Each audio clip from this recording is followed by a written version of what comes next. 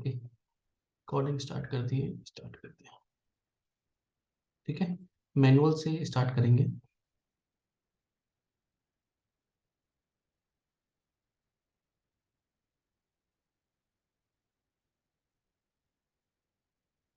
सो जैसे मैं डिस्कस किया था, मैनुअल का हमारा ये कोर्स रहेगा।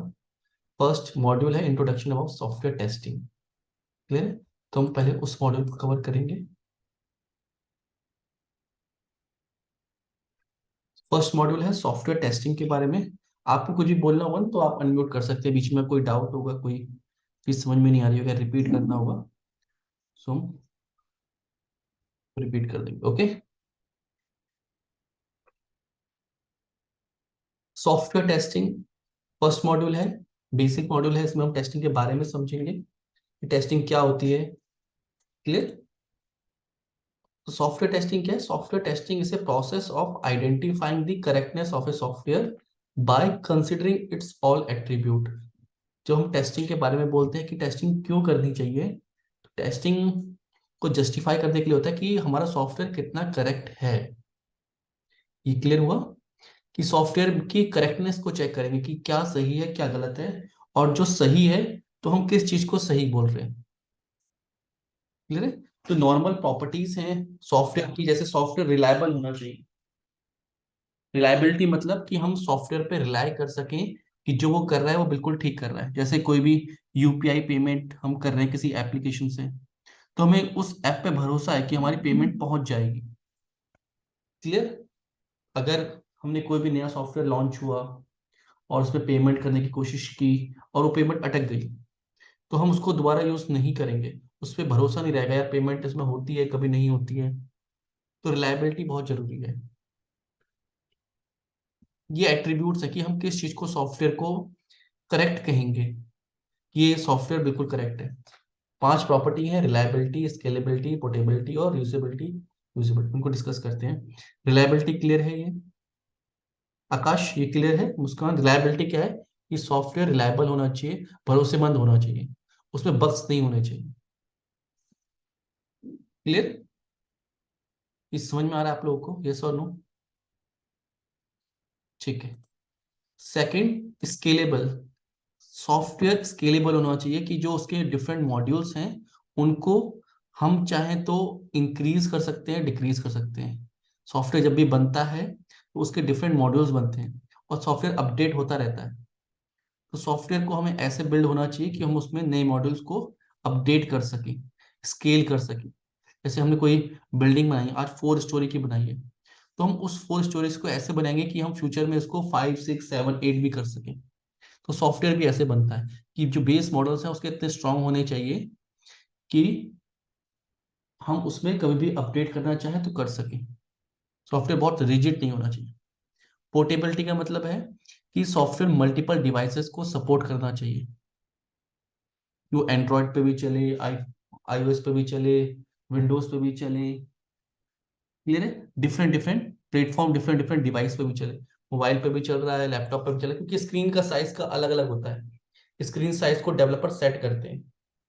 क्लियर? तो वो भी हमें चेक करना होता है ऐसे टेस्टिंग में कि जो हमारा सॉफ्टवेयर है वो पोर्टेबल है या नहीं। ये क्लियर है? नेक्स्ट है रीयूजेबिलिटी, कि जो सॉफ्टवेयर हम बना रहे हैं, कभी कभी हम ऐसे सॉफ्टवेयर बनाते हैं जैसे पेमेंट गेटवे है, यूपीआई पेमेंट हम बना रहे हैं। तो यूपीआई पेमेंट में क्या होता है कि हमने एक यूपीआई पेमेंट एप्लीकेशन बना लिया। अब हम चाहते हैं कि वो एप्लीकेशन किसी और के साथ इंटीग्रेट हो जाए, या किसी भी वेबसाइट के साथ उसको अटैच कर सकूं।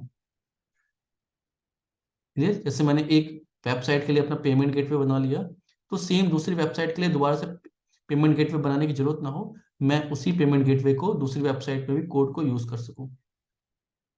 क्लियर? यूजेबिलिटी, ये था रीयूजेबिलिटी। अब है यूजेबिलिटी। यूजेबिलिटी का मतलब होता है कि सॉफ्टवेयर कितना इजी है यूज करना। जो भी सॉफ्टवेयर मार्केट में चल रहे हैं, जो आप कॉमन लोग यूज करते हैं, जो बहुत ज्यादा फेमस है, जैसे फेसबुक हो गया, व्हाट्सएप हो गया, यूट्यूब हो गया, इनकी पॉपुलैरिटी इसीलिए है क्योंकि ये यूजेबल बहुत है, बहुत आसान है यूज करना। एक 5, 6 ईयर का बच्चा भी बहुत आसानी से यूज कर सकता है। तो जो सॉफ्टवेयर बनता है तब हमें यूजेबिलिटी का बहुत ज्यादा ध्यान रखते हैं कि जो यूजर्स हैं उसको यूज करेंगे वो उसको अच्छे से यूज कर पा रहे हैं या नहीं कर पा रहे हैं, ऐसा तो नहीं उनके लिए बहुत टफ हो गया है। ये पॉइंट समझ में आया? तो ये बुक किस डेफिनेशन है कि किस सॉफ्टवेयर को हम करेक्ट बोलेंगे। सॉफ्टवेयर की करेक्टनेस को चेक करना इज कॉल्ड टेस्टिंग। और करेक्टनेस कैसे डिफाइन करेंगे कि वो रिलायबल है, स्केलेबल है, पोर्टेबल है, रीयूजेबल है और यूजेबिलिटी इसमें अच्छी है। इंडस्ट्रियल डेफिनेशन क्या है? Software testing is a process of verifying and validating the functionality of an application to find whether it satisfy the specified requirement. कभी भी सॉफ्टवेयर बनता है तो कोई भी कंपनी अगर सॉफ्टवेयर बनाती है, ठीक है, तो उनका जो क्लाइंट है जिन्हें सॉफ्टवेयर बनाने के लिए दिया है वो कुछ रिक्वायरमेंट देते हैं कि हमें ऐसा सॉफ्टवेयर चाहिए, ये फीचर होने चाहिए, ये फीचर ऐसे वर्क करने चाहिए, उसे बोलते हैं रिक्वायरमेंट। एक एसआरएस बनता है, एसआरएस को बोलते हैं software requirement specification, SRS full form, ठीक है। तो सॉफ्टवेयर रिक्वायरमेंट स्पेसिफिकेशन एक बुक बनती है, आपको मैं दिखाऊं, ठीक है, कुछ इस तरीके से फॉर्म्स होते हैं जहां पे डिटेल दी होती है और भी डिटेल्स में होता है। अगर मैं एक कुछ इस तरीके का डॉक्यूमेंट बनता है, ठीक है, उसका पर्पस क्या है, इंट्रोडक्शन, क्या क्या चीजें उसमें होंगी, तो पूरी बुकलेट तैयार होती है, बहुत बड़ी सी, क्लियर।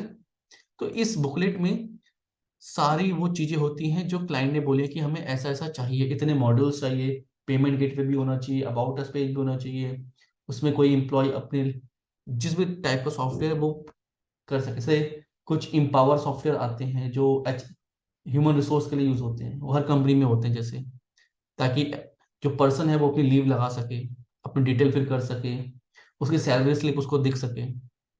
तो वो क्या है, उसके रिक्वायरमेंट है, जब किसी ने बनाया होगा तो उसको रिक्वायरमेंट दी होगी कि ये मॉड्यूल उसमें होने चाहिए। ये क्लियर हुआ?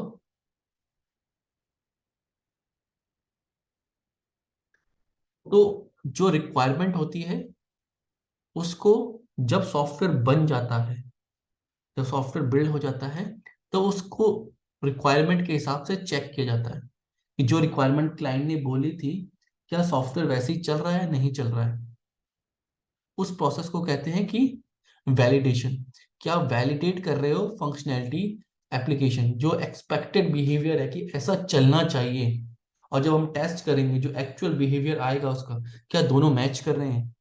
अगर मैच कर रहे होंगे तो हम बोलेंगे सॉफ्टवेयर करेक्ट है, वरना हम कहेंगे कि वहां पे डिफेक्ट है। डिफेक्ट का मतलब होगा जो एक्चुअल और एक्सपेक्टेड रिजल्ट में डिफरेंस होगा उसे हम डिफेक्ट बोलेंगे। ये क्लियर हुआ?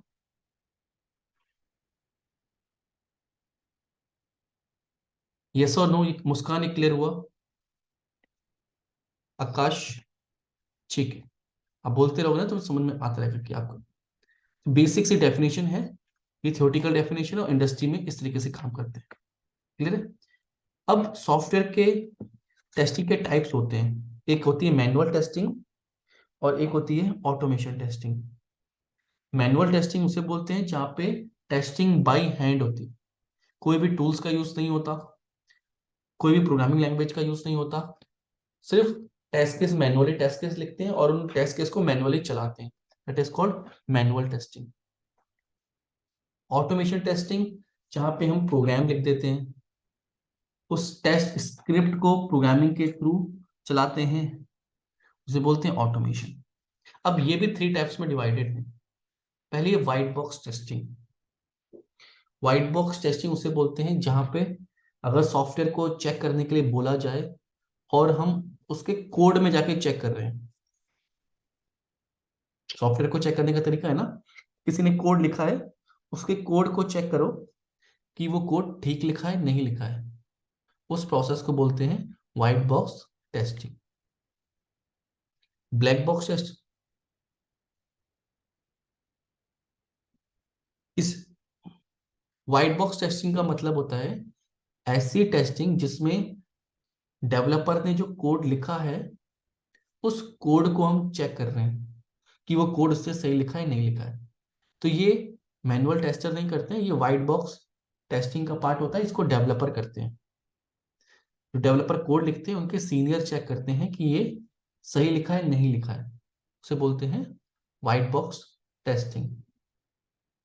Clear? Black box testing, black box testing का मतलब होता है कि सॉफ्टवेयर में आप इनपुट वैल्यूज दोगे और वो आपको आउटपुट देगा। आप चेक करोगे कि इनपुट के बेसिस पे आउटपुट, कि हमने ऐसा इनपुट दिया है तो ऐसा आउटपुट आना चाहिए। इसमें आपको कोडिंग से कोई मतलब नहीं है कि कोड किसमें किया है, आपको सिर्फ सॉफ्टवेयर से मतलब है कि सॉफ्टवेयर चलना चाहिए, प्रॉपर सॉफ्टवेयर चलना चाहिए। आप जो इनपुट दोगे उसको आउटपुट देना है। क्लियर? जैसे यहाँ पे एक सॉफ्टवेयर आता है कैलकुलेटर। अभी कैलकुलेटर दिख रहा है आपको स्क्रीन पे मेरी? अब मैं कैलकुलेटर इस सॉफ्टवेयर को चेक कर रहा हूं, तो इस सॉफ्टवेयर की अभी मैं वैल्यू 9 + 6 दिया तो ये 15 दे रहा है, तो हाँ ये ऐड कर रहा है। क्लियर है? मैं इसको क्रॉस कर रहा हूँ, 9 × 2, मैं इसको इनपुट दे रहा हूँ, ये मुझे आउटपुट दे रहा है, तो इसे बोलते हैं ब्लैक बॉक्स टेस्टिंग। और व्हाइट बॉक्स क्या होती है कि ये सॉफ्टवेयर जो बना है, डेस्कटॉप एप्लीकेशन जो बना है, ये एप्लीकेशन जो बना है, इसका कोड चेक करूं, इसका कोड ठीक से लिखा है नहीं लिखा है। क्लियर है? उसको बोलते हैं व्हाइट बॉक्स। वो कौन करता है? वो डेवलपर्स के ही टीम में जो टेस्टिंग लीड होते हैं या कोई सीनियर डेवलपर्स होते हैं वो लोग करते हैं। ये बात क्लियर हो गई, व्हाइट बॉक्स और ब्लैक बॉक्स?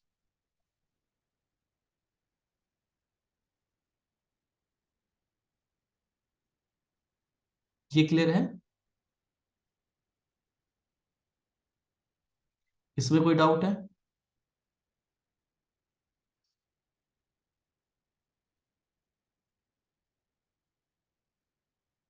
ठीक है। अब ग्रे बॉक्स क्या होता है? ग्रे बॉक्स में जो व्हाइट बॉक्स और ब्लैक बॉक्स दोनों टाइप की टेस्टिंग करते हैं उसे ग्रे बॉक्स कहते हैं। जो सीनियर्स हैं वो इस टाइप की टेस्टिंग करते हैं, जो बहुत एक्सपीरियंस है, जिनको ब्लैक बॉक्स भी पता है व्हाइट बॉक्स भी पता है, उन्हें बोलते हैं ग्रे बॉक्स टेस्टिंग। इसमें हम कोड भी देख सकते हैं और फंक्शनैलिटी को भी चेक कर सकते हैं। ये क्लियर हुआ? इसमें कोई डाउट है? ठीक है। अब जो हम सीखेंगे, हम क्या सीखेंगे? Black box testing, manual testing, black box testing. White box developer करते हैं, ग्रे बॉक्स जिनको दोनों आती है, डेवलपर्स के ही सीनियर। क्लियर? अब ब्लैक बॉक्स में भी दो तरह की टेस्टिंग होती है, फंक्शनल और नॉन फंक्शनल। फंक्शनल टेस्टिंग की हम सॉफ्टवेयर की फंक्शनैलिटी को चेक कर रहे हैं। ठीक है? जैसे फॉर एग्जांपल मैं यहाँ पे एक YouTube चला दूं। ठीक है? तो YouTube चल रहा है, मैं यहाँ पे YouTube के पेज पे गया, इसकी फंक्शनैलिटी ब्लैक बॉक्स टेस्टिंग कर रहा हूँ, मतलब मैं यहाँ पे लिख रहा हूँ फॉर एग्जांपल, मैं लिख रहा हूँ पाइथन, पाइथन से रिलेटेड वीडियो आ रही है मुझे। यहाँ पे फिल्टर्स हैं कि जो वीडियो 4 से 20 मिनट की है सिर्फ वही दिखाएं, तो ऐसा हो रहा है। क्लियर? सब्सक्रिप्शन पे जा रहा हूँ तो सब्सक्रिप्शन वाला पेज खुल रहा है, शॉर्ट्स में जा रहा हूँ शॉर्ट्स वाला पेज खुल रहा है। ठीक है? होम पे जा रहा हूँ तो होम पेज खुल रहा है, क्रॉस कर रहा हूँ तो ये क्रॉस भी हो रहा है, साइन इन कर रहा हूँ तो साइन इन भी हो रहा है। ये होती है फंक्शनल टेस्टिंग, कि वेबसाइट में जो जो फंक्शंस चल रहे हैं उसकी टेस्टिंग को करना। क्लियर? जैसे मैं मूवीज में जाऊं तो मूवीज चल रहा है, एक एक ऑप्शन पे जाके चेक करना होता है कि वो सारी चीजें चल रही है नहीं चल रही है। इसे बोलते हैं क्या? Functional testing. अब फंक्शनल टेस्टिंग मल्टीपल टाइप्स की होती है। अब नॉन फंक्शनल क्या होती है कि फंक्शनैलिटी तो चल रही है। ठीक है?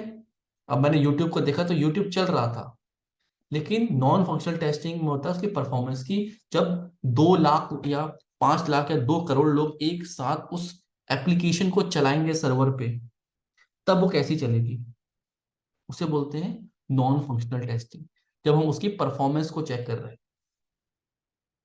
क्लियर? ये चीज समझ में आई?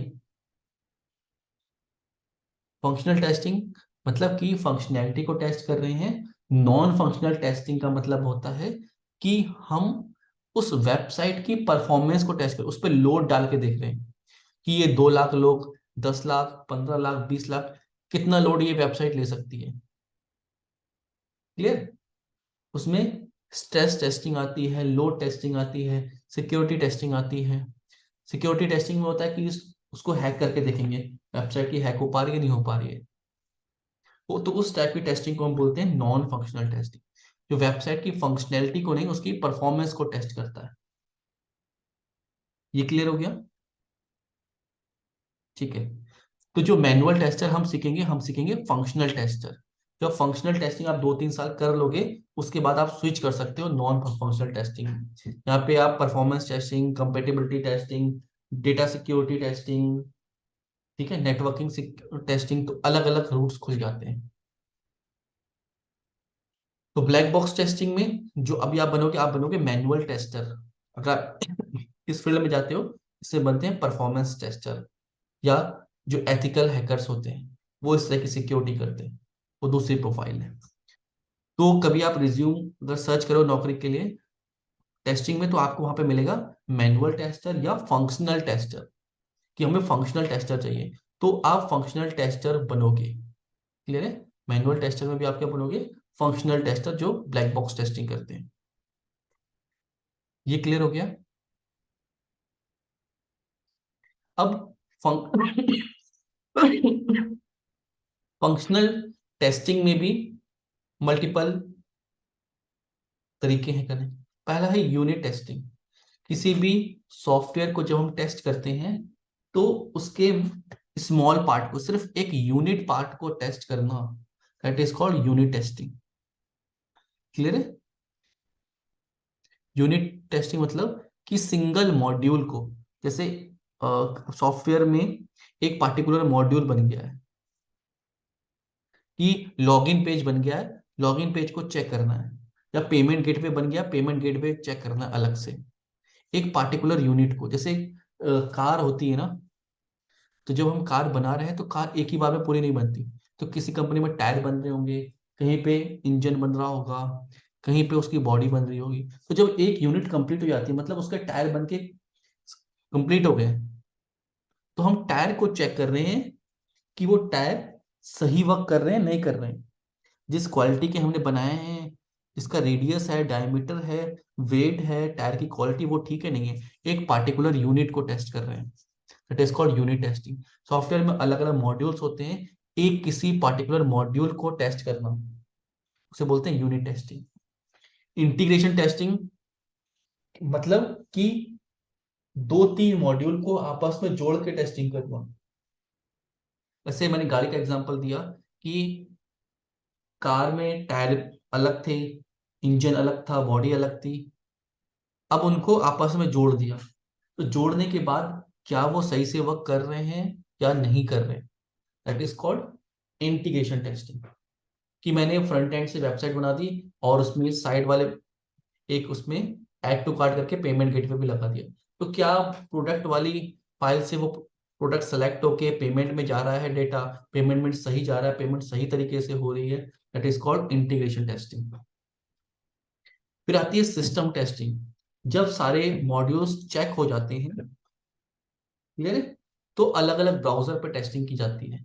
जैसे गाड़ी का एग्जांपल दे रहा था कि अगर गाड़ी बनकर तैयार हो जाती है, तो गाड़ी को रोड पे उतारा जाएगा, कि कहीं बारिश हो रही है वहां पर चला के देखो, लाइट कम है, अंधेरे में चला के देखो कि इसकी लाइट्स काम कर रही है नहीं कर रही हैं, ठीक है, थोड़ा मडी एरिया है वहां पर चला के देखो कि वहां पे कैसा हो रहा है। ऐसे ही सॉफ्टवेयर को अलग अलग ब्राउजर पे टेस्ट किया जाता है, अलग अलग विंडोज के वर्जन पर टेस्ट किया जाता है, मोबाइल पे टेस्ट किया जाता है, तो उसको बोलते हैं सिस्टम टेस्टिंग। ठीक है। सिस्टम के बाद आती है यूएटी, यूजर एक्सेप्टेंस टेस्टिंग। जब क्लाइंट टेस्ट करता है, कि हमने कह दिया कि सिस्टम टेस्टिंग हो गई भैया, सब कुछ पास हो गया, उसके बाद क्लाइंट जब चेक करेगा, इसमें अल्फा और बीटा टेस्टिंग होती है यूएटी में। तो जब क्लाइंट चेक करता है कि भैया मैंने ये बनाने के लिए बोला था, आपने ये बनाया है, क्लियर, तो उसे बोलते हैं यूएटी, यूजर एक्सेप्टेंस टेस्टिंग। इसके बारे में भी डेप्थ में पढ़ेंगे हम। और ये क्लियर हो गया? तो ये सारी टेस्टिंग आपको करनी होती है, यूनिट, इंटीग्रेशन, सिस्टम और यूएटी। क्लियर? अब इसी चीज को थोड़ा सा डेप्थ में पढ़ते हैं। पहला है मैनुअल टेस्टिंग। मैनुअल टेस्टिंग का मतलब है the process of checking the functionality of an application as per the customer need without taking any help of automation tool is known as manual testing. Manual testing क्या होती है कि किसी भी application को टेस्ट करना विदाउट सॉफ्टवेयर, किसी भी सॉफ्टवेयर की नीड नहीं है आपको, सिर्फ आपको अपने एक्सपीरियंस से टेस्ट केस बनाने हैं और उनको टेस्ट करना, उसे बोलते हैं manual testing. While performing the manual testing on any application, we do not need any specific knowledge of any testing tool. हमें किसी टूल की नॉलेज की जरूरत नहीं है। Clear? Manual testing can be further divided into three part, white box, black box, grey box. ये हम discuss कर चुके हैं। अब एडवांटेज क्या है मैनुअल टेस्टिंग का कि fast and accurate visual feedback. Visual का मतलब होता है जो दिख रहा है, क्योंकि यूजर चेक कर रहा होता है तो यूजर को पता है क्या चीज सही चल रही है क्या चीज नहीं चल रही है, उसे बोलते हैं विजुअल फीडबैक। क्लियर? फिर है less expensive. Manual testing less expensive है। क्यों? क्योंकि इसमें बहुत ज्यादा रिसोर्सेज की जरूरत नहीं पड़ती है।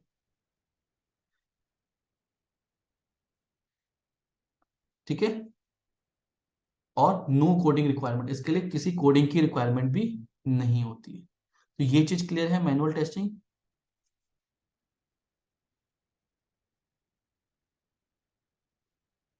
मैनुअल टेस्टिंग क्लियर है? ठीक है। अब है ऑटोमेशन टेस्टिंग। ऑटोमेशन टेस्टिंग क्या है? It is a process of converting any manual test cases into test script. अब जो टेस्ट केसेस लिखते हैं वो टेस्ट केसेस कन्वर्ट करते हैं टेस्ट स्क्रिप्ट में कोडिंग के थ्रू। अब वो कोडिंग जो करते हैं उसके थ्रू रन होता है। Process of converting any manual test case into test script with the help of automation tool or any other programming language is known as automation testing. With the help of automation testing, we can enhance the speed of our text execution. Manual testing कब की जाती है? जब software बन रहा होता है, ठीक है, उस टाइम उसमें बहुत सारे डिफेक्ट होते हैं जो हमें सही करने होते हैं, तब हम मैनुअल टेस्टिंग करते हैं। ये क्लियर है? मैनुअल टेस्टिंग का बेसिक काम है सॉफ्टवेयर को स्टेबल बनाने का, कि सॉफ्टवेयर में जितने डिफेक्ट है उनको सही करने हैं। ऑटोमेशन कब की जाती है? जब मैनुअल टेस्टिंग बार बार करनी पड़ती है। बार बार क्यों करनी पड़ती है मैनुअल टेस्टिंग? क्योंकि सॉफ्टवेयर अपडेट हो गया, ठीक है, आज सॉफ्टवेयर सही चल रहा है, हो सकता है कल कुछ गड़बड़ी आ जाए, तो जो टेस्टिंग का प्रोसेस होता है वो लगातार रहता है। तो टेस्टिंग के लिए हम क्या करते हैं, फिर ऑटोमेशन का इस्तेमाल करते हैं। क्योंकि सॉफ्टवेयर आज हमने 2000 टेस्ट केस लिख दिए, जरूरी नहीं है कि जो 2000 टेस्ट केस पूरी टीम ने बैठ के, टेस्टिंग टीम ने 4-6 महीने में लिखे थे, रन किए थे, वो दोबारा 4-6 महीने लगाए दोबारा करें उसको। तो उसके लिए वहां पे ऑटोमेशन आ जाती है कि हम ऑटोमेशन से अब उन स्क्रिप्ट को रन करें। अब वो स्क्रिप्ट बता देंगे कहीं पर सॉफ्टवेयर रॉन्ग होगा तो। Automation is the best way to increase the effectiveness. इससे इफेक्टिवनेस बढ़ती है, टेस्ट कवरेज बढ़ती है, ज्यादा से ज्यादा टेस्टिंग हम कर सकते हैं, एग्जीक्यूशन स्पीड बढ़ जाती है। क्लियर? तो manual testing for all workflows, all field, all negative scenario is time and money consuming. अब टेस्टिंग फॉर एग्जांपल, जैसे यहाँ पे मैंने कैलकुलेटर दिखाया था आपको। अब कैलकुलेटर में मुझे ये प्लस का ऑप्शन ही चेक करना है, तो मैं कितने नंबर इसमें ऐड करके देखूं? मैं इतने करके देख रहा हूं तो ये सही है। क्या मैं सारे नंबर पर टेस्टिंग कर सकता हूँ? नहीं कर सकता। ठीक है, ये तो एग्जांपल है। तो ऐसे ही सपोज करो कोई लोन कैलकुलेटर है, किसी वेबसाइट पे लोन सॉफ्टवेयर है जो बताता है आपको कि अगर आपने 2 लाख का लोन लिया, 3 साल के लिए लिया, तो आपकी पर मंथ 12 महीने 24 महीने के लिए लिया तो उसकी ईएमआई कितनी बनेगी। तो वो सही चल रहा है नहीं चल रहा है, उस वैल्यूज को कैलकुलेट करना पड़ेगा।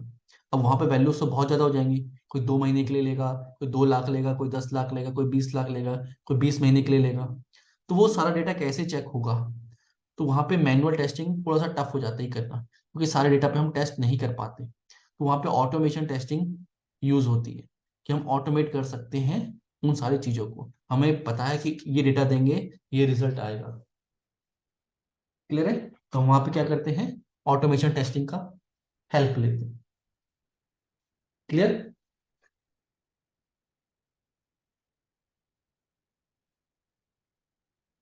Test automation in software testing does not require human intervention. यहाँ पे ह्यूमन की इंटरवेंशन की जरूरत नहीं होती। Clear? You can run automated test unattended. Overnight लगा सकते हैं टेस्टिंग करने का। Test automation increase the speed of test execution. तो जो ऑटोमेशन होता है वो क्या करता है, टेस्टिंग की स्पीड को बढ़ा देता है। Automation help increase test coverage. ज्यादा से ज्यादा टेस्टिंग हम कर सकते हैं। Manual testing can become boring and hence error prone. अगर एक ही मॉड्यूल पे बार बार हमें टेस्टिंग करनी है और हम वहां पे मैनुअल टेस्टर को लगा दें, तो वो कितनी टेस्टिंग कर पाएगा? कुछ टाइम बाद वो बोर हो जाएगा और गलती कर देगा। तो ऐसा ना हो इसलिए ऑटोमेशन टेस्टिंग की हेल्प ली जाती है। अब टेस्टिंग की रिक्वायरमेंट क्यों है, ये क्लियर हो गया। Why testing is requirement. Human errors can cause a defect or failure at any stage of the software development life cycle. जो सॉफ्टवेयर डेवलपमेंट लाइफ साइकिल है, एक प्रोसेस है, मेथोलॉजी है जिसके थ्रू सॉफ्टवेयर डेवलप होता है एंड टू एंड। तो उस प्रोसेस में कर कौन रहा है, ह्यूमन कर रहे हैं, तो बहुत बार गलतियां हो जाती हैं। तो वो गलतियां कस्टमर तक ना पहुंचे। क्लियर? और उस गलती की वजह से सॉफ्टवेयर खराब ना हो और जल्दी से जल्दी उस सॉफ्टवेयर पे हम ठीक कर सकें, इसलिए टेस्टिंग की जरूरत होती है। Testing is important since it's discovered defect bugs before the delivery of a client, which guarantee the quality of software. It makes the software more reliable and easy to use. Tested software ensure reliability and high performance software operation, ताकि client तक न पहुंचे और जल्दी से जल्दी हमें software में मिस्टेक्स मिल जाएं। इसलिए हम क्या करते हैं, टेस्टिंग करते हैं। ये क्लियर है?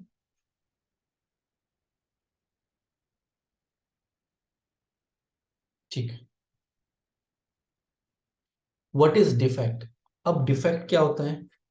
डिफेक्ट का मतलब होता है कोई भी एरर या बग। बग मतलब mistake in the application which is created. एक programmer while designing and building the software can make mistake or error. This mistake or error are known as flaws in software. तो जो भी software में floss हैं, जो भी गलतियां हैं, गलती कैसे होती है, एक्चुअल रिजल्ट जो सॉफ्टवेयर दे रहा है अगर वो एक्सपेक्टेड रिजल्ट के बराबर नहीं है, वो क्या है, डिफेक्ट है। हमें लॉगिन करना था, हम यूजर नेम पासवर्ड हमने सही दिए, फिर भी लॉगिन नहीं हो रहा है, जबकि लॉगिन होना चाहिए था। तो वो क्या है, डिफेक्ट है। ये क्लियर हुआ? ठीक है। When actual result deviate from the expected result while testing a software application or product, then it result into a defect. तो उसके को हम क्या कहते हैं, डिफेक्ट बोलते हैं। When the result of a software application or product does not meet the end user expectation or the software requirement, then it result into a bug or जो रिजल्ट मैंने बताया कि एक्सपेक्टेड रिजल्ट के बराबर नहीं होगा, जो एक्चुअल रिजल्ट, जो सॉफ्टवेयर चल रहा है, जो एक्चुअल रिजल्ट होगा, अगर वो एक्सपेक्टेड रिजल्ट के बराबर नहीं होगा तो वो क्या होगा, डिफेक्ट होगा। ये चीज क्लियर है सबको? इसमें तो कोई डाउट नहीं है?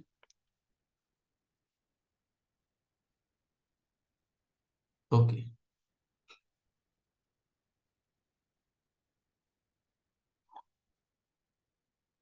अब है सॉफ्टवेयर टेस्टिंग प्रिंसिपल्स। अब सॉफ्टवेयर टेस्टिंग के कुछ प्रिंसिपल्स होते हैं। क्लियर? तो 7 प्रिंसिपल्स हैं जिसको हम डिस्कस करेंगे। पहला है testing shows the presence of defect. Testing करनी क्यों चाहिए? Testing shows the presence of defect. The test engineer will test the application to make sure that the application is bug or defect free. जो test engineer का काम है, वो क्या काम है कि सॉफ्टवेयर की एप्लीकेशन में बग्स नहीं होने चाहिए। While doing testing, we can only identify that the application of software has any errors. The primary purpose of doing testing is to identify number of unknown bugs with the help of various methodologies, testing techniques, because the entire test should be traceable to the customer requirement. कहने का मतलब यह है कि testing क्यों करनी चाहिए, कि टेस्टिंग से डिफेक्ट का पता चलता है और उसको हम जल्दी रिजॉल्व कर सकते हैं। जितनी जल्दी रिजॉल्व करेंगे उसकी कॉस्ट उतनी कम रहेगी। सॉफ्टवेयर जब बन रहा होता है तो उसकी एक कॉस्ट होती है, अगर उसमें जितने डिफेक्ट आते रहेंगे, सॉफ्टवेयर जितना डिले होता रहेगा, तो उसकी कॉस्ट बढ़ती जाएगी। क्लियर? और डिफेक्ट जितनी जल्दी मिल जाएगा हमें उतनी कॉस्ट कम है, क्योंकि नए नए मॉड्यूल बिल्ड होंगे तो गलती बढ़ती जाएगी। जैसे सपोज करो एक बिल्डिंग बना रहे हैं हम, तो कभी फर्स्ट फ्लोर ही बना था और कोई गलती हो गई तो हमने उसको वहीं पर सुधार लिया। तो अगर वो गलती कहीं डायमेंशन में नीचे वाले फ्लोर से हो जाती है, उसके ऊपर हम फ्लोर बनाते रहते हैं, तो गलती रिपीट होती रहती। दोबारा से पूरा सही करना टाइम कंज्यूमिंग होता और कॉस्ट इफेक्टिव भी नहीं होता, हमें कॉस्ट भी ज्यादा लगती और टाइम भी ज्यादा लगता। क्लियर है? सेम सॉफ्टवेयर में होता है, सॉफ्टवेयर में अपग्रेड होता रहता है।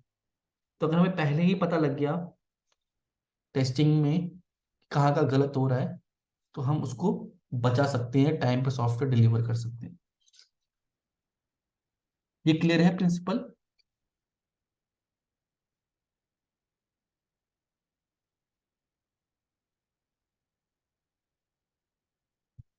नेक्स्ट है exhaustive testing is not possible. Exhaustive testing का मतलब होता है कि हम 100% टेस्टिंग नहीं कर सकते। Sometimes it seems to be very hard to test all the modules, their feature with effective and non-effective combination of input throughout the actual testing process. Hence, instead of performing the exhaustive testing, boundless most hard work कहने का मतलब ये होता है कि कोई भी software है, जैसे मैंने अभी कैलकुलेटर वाला ही दिखाया था आपको।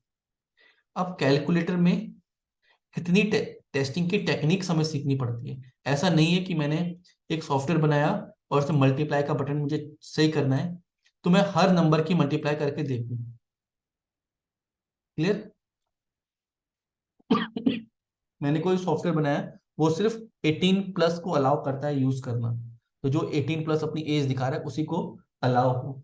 तो ऐसा नहीं है मैं 18 से जितनी भी एज है 19 20 से लेके 1000 2000 सारी एज उसमें डाल के देखूं, तो वो पॉसिबल नहीं है। क्लियर है? तो उसको हमें लिमिट करना पड़ता है, उसके लिए टेस्टिंग टेक्निक्स है कि कितनी टेस्टिंग हमें करनी है, कितने टेस्ट केस हमें बनाने हैं। ये चीज समझ में आई? तो बिल्कुल 100% टेस्टिंग हम नहीं कर सकते, हर डेटा पे, हर मॉड्यूल पे, सारे कॉम्बिनेशन के साथ टेस्टिंग पॉसिबल नहीं है। ये चीज क्लियर है? ये क्लियर है सबको? नेक्स्ट है अर्ली टेस्टिंग। अर्ली टेस्टिंग का मतलब है जैसे जैसे डेवलपमेंट स्टार्ट होता है वैसे वैसे टेस्टिंग स्टार्ट कर देनी चाहिए, क्योंकि उससे जैसे ही मॉड्यूल बाय मॉड्यूल बन रहे हैं, एक मॉड्यूल बन गया टेस्टिंग स्टार्ट कर दो। वेट मत करो कि पूरा सॉफ्टवेयर बनेगा उसके बाद हम टेस्टिंग करेंगे, क्योंकि वो अगर डिफेक्ट पहले ही मॉड्यूल में पकड़ा जाता तो उसकी कॉस्ट कम रहती, कॉस्ट इफेक्टिव रहता। ये चीज समझ में आई?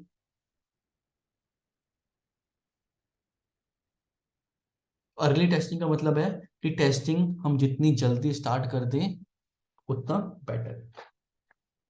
नेक्स्ट है डिफेक्ट क्लस्टरिंग। डिफेक्ट क्लस्टरिंग का मतलब है कि जो टेस्टिंग होती है ना उसमें डिफेक्ट क्लस्टर में मिलते हैं। अगर 10 मॉड्यूल हैं, हमने 5 मॉड्यूल चेक कर लिए और पांचों में कोई एरर नहीं आया, तो उसका मतलब ये नहीं कि आगे भी नहीं आएगा। हो सकता है कि लास्ट के 2 मॉड्यूल में बहुत ज्यादा डिफेक्ट आ जाए। क्लियर? तो जब भी डिफेक्ट मिलेंगे एक साथ क्लस्टर में मिलेंगे, किसी एक पार्टिकुलर एरिया में बहुत ज्यादा मिलेंगे। कौन से एरिया में ज्यादा मिलेंगे? जो कॉम्प्लेक्स है। पूरे सॉफ्टवेयर में जब हम बिल्ड करते हैं तो पूरा सॉफ्टवेयर कॉम्प्लेक्स नहीं होता है, कोई कोई फंक्शनैलिटी बहुत कॉम्प्लेक्स होती है। तो किसी किसी एरिया में बहुत ज्यादा डिफेक्ट मिलते हैं, किसी किसी एरिया में बहुत कम डिफेक्ट मिलते हैं।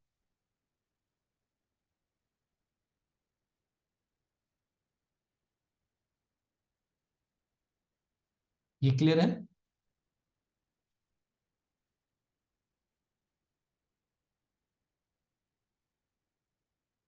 डिफेक्ट क्लस्टरिंग समझ में आया? नेक्स्ट है इसका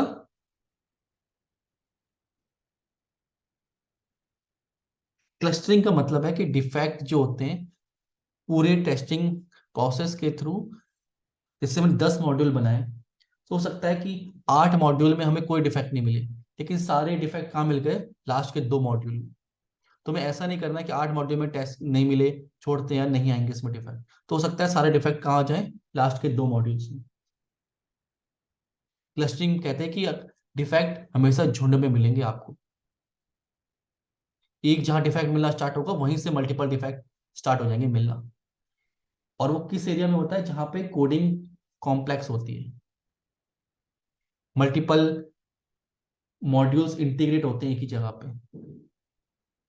क्लियर? जैसे अमेजोन वेबसाइट आप यूज करते हो, तो उसमें जब आइटम्स ऐड करने के बाद पेमेंट करने का आता है ऑप्शन, तो उसमें बहुत सारी चीजें वहां पे जुड़ी होती हैं। अलग अलग बैंक अकाउंट से लिंक होता है, credit card, debit card, multiple bank account के वहां पे एरियाज होते हैं। क्लियर है? तो वो बता रहा होता है आपको कि ये जो इंटीग्रेटेड है मल्टीपल मॉड्यूल्स, ज्यादा डिफेक्ट आने की संभावना यहाँ पे। क्लियर?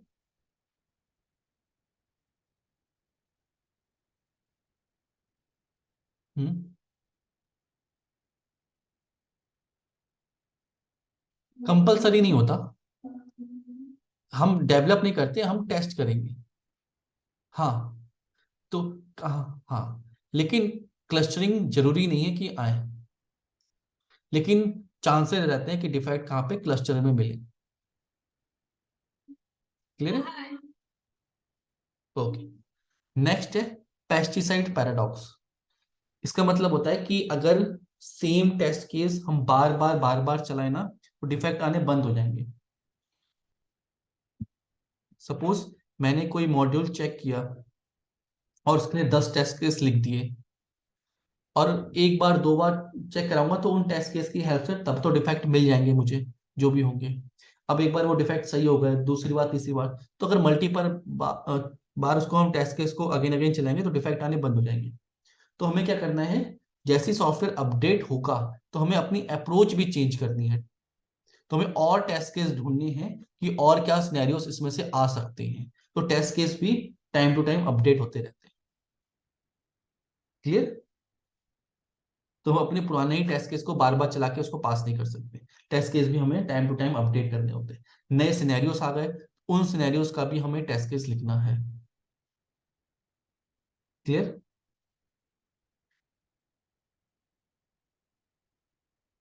हाँ, वो तो नहीं, अगर सॉफ्टवेयर अपडेट होगा तो आप उस टीम का पार्ट होंगे, रिक्वायरमेंट आएगी कि आपके पास, रिक्वायरमेंट आएगी ना आपके पास कि हम ये सॉफ्टवेयर बना रहे हैं, ये मॉड्यूल इसमें ऐड होगा, इसके आप टेस्ट डेवलप करो, इसके टेस्ट केस लिखो। तो ऐसा कुछ हिडन नहीं होता, वो तो कॉमन सी चीज है। ये चीज क्लियर हो गई? इसमें किसी को डाउट है? ठीक है। Testing is context dependent. Context dependent का मतलब है कि जिस वेबसाइट को आप टेस्ट कर रहे हो वो किस डोमेन की है, ये बहुत इंपॉर्टेंट होता है। जैसे कोई बैंकिंग साइट है, तो एचडीएफसी की है, एक्सिस की भी है, तो बैंकिंग साइट को टेस्ट करने की टेक्निक्स अलग हैं। कोई ई कॉमर्स साइट है जहाँ पे प्रोडक्ट बिक रहे हैं, उसको टेस्ट करने की टेस्टिंग अलग है। कोई गेमिंग साइट है, उसको टेस्टिंग करने की टेक्निक अलग है। मतलब उस डोमेन की नॉलेज भी आपको चाहिए कि भैया ई कॉमर्स साइट में एसकेयूज होते हैं, जैसे हम लोग काम करते हैं तो उसमें स्टॉक कीपिंग यूनिट होती है, एमकेयूज होते हैं, ऐड टू कार्ट कहाँ पे होता है, प्रोडक्ट कहाँ पे आएगा, प्रोडक्ट डिस्प्ले पेज कौन सा है। क्लियर? उसमें पेमेंट गेटवे कैसे काम करता है। तो वो जब आप डोमेन में जाते हो, जिस भी फील्ड में जाओगे, उसके कॉन्टेक्स्ट के हिसाब से टेस्टिंग होती है। फॉर एग्जाम्पल आप फाइनेंस की कोई वेबसाइट है जिसमें आईटीआर या फिर आईटी रिटर्न्स का कुछ काम होता है, तो उसको टेस्ट करने का तरीका अलग है। कोई गेमिंग साइट है, उसको टेस्ट करने का कोई अलग है। कोई ओटीटी प्लेटफॉर्म, उसको टेस्ट करने का तरीका अलग है। तो ये कॉन्टेक्स्ट डिपेंडेंट है, ये वर्क एक्सपीरियंस चाहता है उस साइट पे काम करने के बाद, तो वो भी मैटर करता है। तो टेस्टिंग हर एप्लीकेशन में हर तरीका थोड़ा थोड़ा बदलता रहता है। Testing is context dependent principle state that we have multiple fields such as e-commerce website, commercial website, and so on are available in the market. There is a definite way to test the commercial side as well as e-commercial website because every application has its own need, feature, functionality.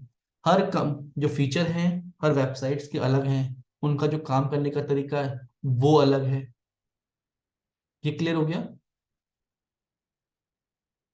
To check this type of application, we will take the help of a various kind of testing, different techniques, approaches and multiple method. तो हर जो company test करती है अपनी website तो उनकी approach अलग अलग रहती है। क्लियर? तो ये कॉन्टेक्स्ट डिपेंडेंट भी है, डोमेन बोलते हैं इसको, कि अलग अलग डोमेन की साइट्स को चेक करना अलग अलग होता है। नेक्स्ट है absence of error policy. Absence of error policy क्या बोलती है कि किसी भी एप्लीकेशन को आप 100% बग फ्री नहीं बना सकते। आज आपने टेस्टिंग कर ली, 2 महीने से कर ली, 3 सारे टेस्ट केस आपके पास हो गए, फिर भी आप ये गारंटीड नहीं कर सकते कि इसमें अब कोई डिफेक्ट नहीं आएगा।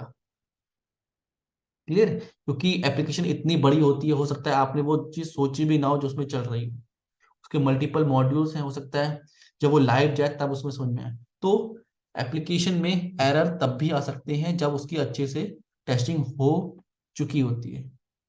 तो 100% बग फ्री नहीं बना सकते, 99% बोल सकते हैं, लेकिन 100% नहीं बोल सकते। उसमें फिर भी चांसेस रहते हैं कि डिफेक्ट कुछ ना कुछ आ जाए। ये चीज क्लियर हुई?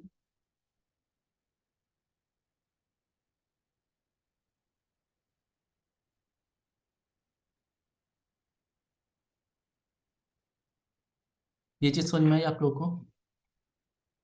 इसमें कोई डाउट है? एक बार फिर से हम स्लाइड्स, ये समझ में आ गया टेस्टिंग क्या होती है, अलग अलग टाइप्स टेस्टिंग के, manual testing, automation testing, testing क्यों जरूरी है, डिफेक्ट क्या होते हैं, और जो प्रिंसिपल्स हैं 7 प्रिंसिपल।